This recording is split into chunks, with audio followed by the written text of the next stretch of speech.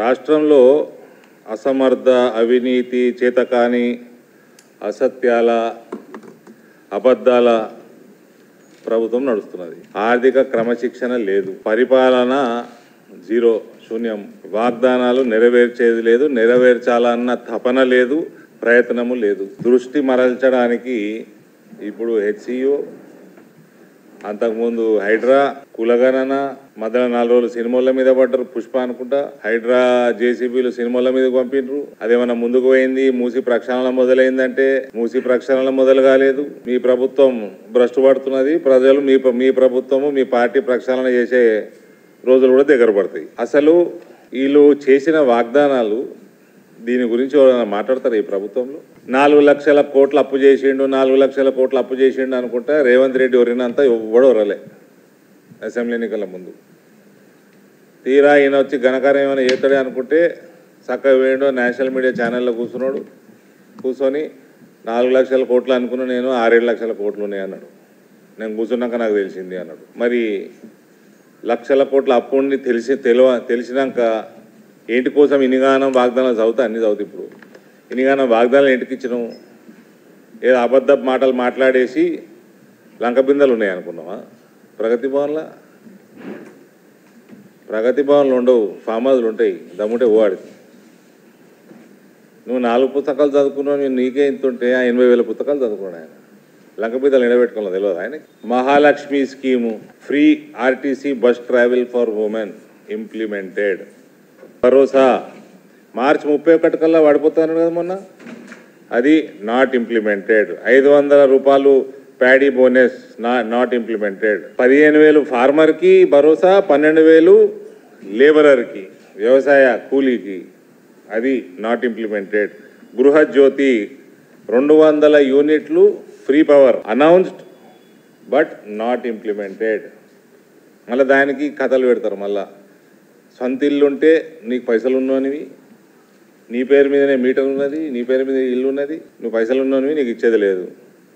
కిరాయి ఇంట్లోకి ఏమో ఆ మీటర్ మీ ఇంటి ఓనర్ మీద ఉన్నది, పైసలు ఉన్నోడు నీకు ఇయ్యము. అంటే ఎట్లుంటుంది కాంగ్రెస్ వాళ్ళదంటే ఆదివారం అమావాస్య కలిసి రావాలి, కలిసి వచ్చినాక మళ్ళా వడగండ్ల వాన పడాలి. వడగండ్ల వాన పడుతుందేమో అన్న భయానికి తోక సుక్క రాలాలి. ఇవన్నీ కండిషన్లు ఇప్పుడు గుర్తుకొస్తున్నాయి వీళ్ళకి. ఇందిరమ్మ ఇండ్లు, హౌస్ సైట్ ఉన్నది, 5 లక్షల రూపాయలు ఇస్తా అన్నాడు. హౌస్ సైట్లే లేవా అండి తెలంగాణలో? Not implemented. Yuva Vikasam Vidya Bharosa card 5 లక్షలు for students, not implemented. Telangana international standard schools కట్టిస్తాడు, నాట్ ఇంప్లిమెంటెడ్. చేయూత 4,000 రూపాయల పెన్షన్ మహిళలకి, నాట్ ఇంప్లిమెంటెడ్. 10 లక్షల Aarogyasri health insurance, not implemented. Financial assistance for marriage 1,00,000 రూపాయలు ప్లస్ 10 గ్రాముల బంగారం హిందువులకి, నాట్ ఇంప్లిమెంటెడ్. పెళ్లిలే అయితలేవు మన దగ్గర, జనాభా మాత్రం పెరుగుతున్నది ఈయన సెన్సస్ ప్రకారం. ఇది ముస్లిమ్స్కి బంగారం ఇయ్యాడు, 1,60,000 ఇస్తాడా? ఆయన మేనిఫెస్టోలో ఉన్నట్టున్నది. Minority communities at the time of marriage, not implemented. Farm loan waiver partially implemented. Interest free crop loans 3 లక్షల వరకు, not implemented. Mid day meal workers కి 10,000 రూపాయల దాకా శాలరీ పెంచుతా అన్నాడు, not implemented. Free internet for students, not implemented. Support for Telangana movement activist 250 గజాల plot to activist who participated in Telangana statehood movement. ఆ కేసీఆర్ శానిస్తా అన్నాడు, ఆయన వీకిచ్చింది ఏం లేదు. ఈయన ఇది not implemented. Establishment of educational institutions, setting up of additional IIITs similar to Basara IIIT to promote higher education, not implemented. Land rights and reforms, అదేదో భూమాత అని తెచ్చిపెడతా అన్నాడు, అది పెట్టింది లేదు, ధరణి మాత్రం బీకేసిండు. Establishment of a land commission to address and resolve all land rights issues, not implemented. Skill development for women entrepreneurs, establishment of skill development centers for aspiring women entrepreneurs with dedicated special funds, not implemented. ఇవన్నిటి సంగతి ఎవరు మాట్లాడాలండి? ఇది Hyderabad central 2,300 ఎకరాలు జాగా central యూనివర్సిటీకి alienation చేసేయండి, అయిపోయి case close. 10 ఏళ్ళు వాడు చేయలే, వాడు దుర్మార్గుడు అని కొడుకు బిడ్డే దీని విషయంలో మాట్లాడే అర్హతనే లేదు. వాళ్ళకి అర్హతనే లేదు, నైతిక అర్హతనే లేదు. మీరు కెమెరాలు మైకులు కూడా తీసుకపోతే వాళ్ళ దగ్గరికి. అసలు మీరు ఎందుకు అలినేట్ చేయలే? 10 ఏళ్ళు ఉన్నాక ఉద్యోగాలు రాలే, పెండింగ్ ప్రాజెక్టులు ముందుకు పోతలేవు, ఇవన్నీ పక్కన ఒక చెరువు తూము కూడా కట్టలేదు, రిపేర్ కూడా చేయలే. ఊర్లలో చిన్న చిన్న చెరువు తూములు ఉంటాయి, అవి కూడా ఒక్కటి రిపేర్ కాలే ఇన్ని రోజులలో. ఒక రోడ్ వేయలే, ఒక వ్యవసాయ విధానం లేదు, ఒక ఇండస్ట్రియల్ పాలసీ లేదు, ఒక అడ్మినిస్ట్రేటివ్ పాలసీ మాత్రం ఉంది. ఒక నా మిత్రుడు ఒక చెప్పిండు, CCPU కోర్స్ చేసినట Revanth Reddy, collect pay and use. 50 కోట్లు తీసుకుపోయి రాహుల్ గాంధీకి ఇచ్చి PCC ప్రెసిడెంట్ పదవి తెచ్చుకుంటానని నేను అంటలేను, అప్పట్లో కాంగ్రెస్ వాళ్ళే అన్నారు. మళ్ళా 4000 కోట్లు 5000 కోట్లు మాట్లాడుకొని వచ్చి 5 ఏళ్లలో సంవత్సరానికి 1000 కోట్లు ముఖ్యమంత్రి పదవి తెచ్చుకున్నాడని వాళ్ళే అన్నారు. ఇక ఈయన ముఖ్యమంత్రి, ఈయన ఎందుకు కావాలంటే కలెక్షన్ ఈయన మంచిగా చేస్తాడు, అందుకని ఇప్పుడు కాంపిటీషన్ నడుస్తున్నది. ఆడ ఒకటి 8% అంటున్నాడు, ఒక 10% అంటున్నాడు మంత్రి, ఇంకోటి 12% అంటున్నాడు. ఆ పొంగులేటి శ్రీనివాసరెడ్డిని ఈ మధ్య తీసి బాగపడేసినట్టున్నారు. ఆయన మెయిన్ ఫైనాన్సర్ వీళ్ళకి. ఆయన రూపాయి ఫైనాన్స్ చేస్తే 10 రూపాయలు సంపాదించేసిండని పక్కకు పెట్టిండి, ఇంకా నాకంటే ఎక్కువ సంపాదించేస్తాడేమో అని కాంపిటీషన్లో ఈ రకంగా నడుస్తూ ఉన్నది వీళ్ళ ప్రభుత్వం. ఇక నేను ఎట్లా నమ్ముతారా రేవంత్? ప్రజలు ఎట్లా నమ్ముతారు? అందుకనే నీ గ్రాఫ్ తోకసుగ్గబడ్డ స్పీడ్లో పడుతున్నది ప్రజలల్లో. పక్కకి అందరూ కరప్ట్ బ్యూరోక్రాట్స్ అండి. కేసీఆర్ దగ్గర ఉన్న దొంగలు ఆఫీసర్లు ఎవరైతే అయ్యే ముఖాలు ఉన్నాయి ఇప్పుడు కూడా ఈయన పక్కకి. అంటే నీకు నియత కూడా లేదు. అదే చెప్తున్నా, ఈ మధ్య ఒక ఛానల్ ఆయన నాకు ఇంటర్వ్యూ చేస్తే వాడన్నా ఈయనని తీసుకుపోయి జైలు వేసిండు. ఎన్ని రోజులు ఉన్నాడు అప్పుడు? ఎన్ని రోజులు ఉండే? 45 డేస్ ఉన్నాడా? ఏదది బ్యాగులు మోసిందా లేకపోతే అదే డ్రోన్ ఎగరేసిందా? ఆయన కనీసం జైల్లోనే వేసిండు. ఈయన అది ప్రయత్నం కూడా చేస్తలేడు. అక్కడ దోషి పెట్టుకున్న వాళ్ళందరినీ, మంచిగా ఎక్స్పీరియన్స్ ఉన్నది, బాగా వెల్ ట్రైన్డ్ ఉన్నాడు, ప్రజల్ని దోసుకున్నట్లా అన్న ఆఫీసర్లని అదే ఆఫీసర్ని పక్కకు పెట్టుకుంటాడు. పేర్లు చెప్పాలా? ఎర్ర ఉంటాడు ఒక ఆయన. సేమ్ దొంగలు దగులుబాజులు అండి. రైతులు, కౌలు రైతులు, వ్యవసాయ కూలీలు, విద్యార్థులు, ఉద్యోగులు, నిరుద్యోగులు, మహిళలు, బీడీ కార్మికులు, ఇక ఫైనల్గా వస్తే అంగన్వాడీలో చదువుకునే చిన్నపిల్లగాళ్ళు కూడా హ్యాపీగా లేరు. సంవత్సరంన్నర అయింది ప్రభుత్వంలో. అసలు నీ జనరల్ అడ్మినిస్ట్రేషన్ గురించి మాట్లాడు. ఎన్ని రివ్యూలు చేసినావు, ఎన్ని జిల్లాలు తిరిగినావు, ఒక హెల్త్ అయిందా, ఒక ఎడ్యుకేషన్ అయిందా, ఒక ఇండస్ట్రీ అయిందా, ఒక అగ్రికల్చర్ అయిందా? ఇదేం రివ్యూలు అయినాయి? మీ మంత్రులు ఏం చేస్తున్నారు? కమిషన్లు మింగుడు తప్ప.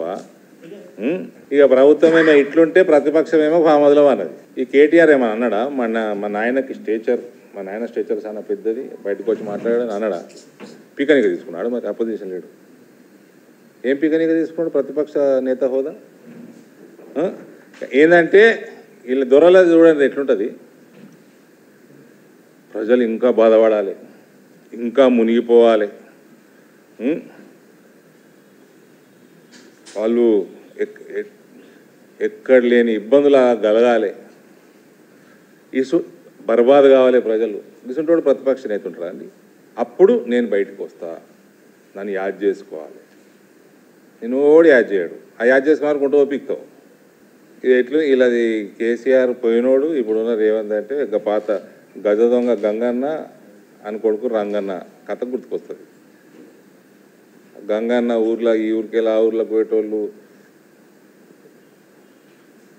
బాటసార్లు అందరినీ దోచుకుంటా మహిళలకు పుస్తకం ఇచ్చి పెడుతున్నానట, బట్టలు ఇచ్చి పెడుతున్నాడట. ఆయన కేసీఆర్ లెక్క అడ్డం పడ్డాడు. ఒకరోజు అడ్డం పడితే, అరే అది అయిపోయింది, వయసు అయిపోయింది, బాగా దోచుకున్నారా, చాలా చెడ్డ పేరు వచ్చింది నాకు, అవరా రంగన్న, జర నాకు చచ్చిపోయే ముందని ఇంత మంచి పేరు తెచ్చి వచ్చేటట్టు చేయంటే వీడు పోయి ఆ పుస్తలు బట్టలు కూడా ఇక్కున్నాడు. ఇక ప్రజలు అరే వీనికంటే గంగననే మేలు ఉండే ఆడ పుస్తకాలన్నా బట్టలన్నీ ఇచ్చి పెడుతుంటే పేరు మీద. అట్లుంది ఇలా కథ. ఆ కేసీఆర్ ఏమో సిస్టమ్ డిస్మాంటిల్ చేసి పడేసిండు, దోసుక తిన్నాడు. ఈయననేమో జర్నలిస్ట్ అని భయపడుతున్నాడు, హైడ్రా పంపుతున్నాడు, క్రేను పుట్టి భయపెట్టి కానీ బ్రదర్. బిల్డర్లకు అందరినీ భయపెట్టించుడు, వసూలు చేసుడు, ఆ బిల్డర్లు ప్రాజెక్టులు పని చేసుకున్నాడు, రియల్ ఎస్టేట్ ఢమాలను పడిపోవడు, పైసలు రొటేషన్ పడిపోవడు. నిన్న మొన్న నేను లెక్కలు తెప్పిస్తే వైన్ షాప్ వాళ్ళు కూడా ఎడుతురట, కొంటలేరట మందు, అమ్ముడు పోతలేదంట. అంటే సర్క్యులేషన్ సున్నా అయిపోయింది, ఎకానమీ సున్నా అయిపోయింది రాష్ట్రంది. రియల్ ఎస్టేట్ బర్బాద్ చేస్తావు, ఆ ఫిలిం ఇండస్ట్రీ వాళ్ళు కొందరు వేల మందికి లక్షల మందికి ఇండైరెక్ట్గా డైరెక్ట్గా ఉపాధి కల్పిస్తారు, వాళ్ళని భయపెట్టిస్తావు. ఇప్పుడేమో హెచ్వి భూములు, ఆడ జింకల్ని భయపెట్టిస్తావు, నెమలుల్ని భయపెట్టిస్తావు, జర్నలిస్టులని భయపెట్టిస్తావు. పాలన ఏదైనా ఆయన అంటే ఇది కథ. మళ్ళీ పోయి అహ్మదాబాద్లో ఏడ డైలాగులు కొట్టొచ్చిండు కదండి. ఏమేమన్నాడు? బీజేపీని కాలు పెట్టని ఈడ లేటెస్ట్ కాళ్ళు అంజిరెడ్డి అండ్ కొమరయ్య. ఇంకేమన్నాడు? మీరు అడుగురు ప్రశ్నలు అడిగినప్పుడు చెప్తా. మరి మోడీ కుటుంబం ఏదో అన్నాడు. మోడీ కుటుంబం మరి పీకనీక పోయినా ఆ సాబర్మతి ఎప్పుడు నిన్నమోనే ఇగో మా పొన్నమన్న వాళ్ళ అధ్యక్షుడు, ఈయన అడ్వైజర్ అయినా జర డైవర్షన్ కన్నా మళ్ళీ అదే పాత పాడుబడ్డ గ్రామఫోన్ రికార్డు లెక్కనే ఇస్తున్నారు. ప్రజల్ని డైవర్ట్ చేయాలంటే కూడా టాపిక్లు కూడా కొత్తగా వస్తారు వీళ్ళకి. అడ్వైజర్లన్నా మంచిగా పెట్టుకోరు. రేవంత్ చూసారు సాబర్మతి రివర్ ఫ్రంట్ మోడీ గారి ఘనత చూడనిక వేయండ్రు. మళ్ళీ స్టేట్మెంట్ ఇచ్చిండ్రండి. 150 మంది ఇది ఓలేదు, ఇది పొన్నం ప్రభాకర్ ఆయన 150 మంది జిహెచ్ఎంసీ కార్పొరేటర్లని మేయర్ని తీసుకొని మళ్ళీ పోతారట ఇంకో ట్రిప్పు అదే సాబర్మతికి. మీ ముఖ్యమంత్రి ఏమో మోడీని తిడుతున్నాడు, మీరేమో మోడీ చేసిన పనులని ఎక్కడ కట్ పేస్ట్ చేద్దామని మీరు తిరుగుతున్నారు.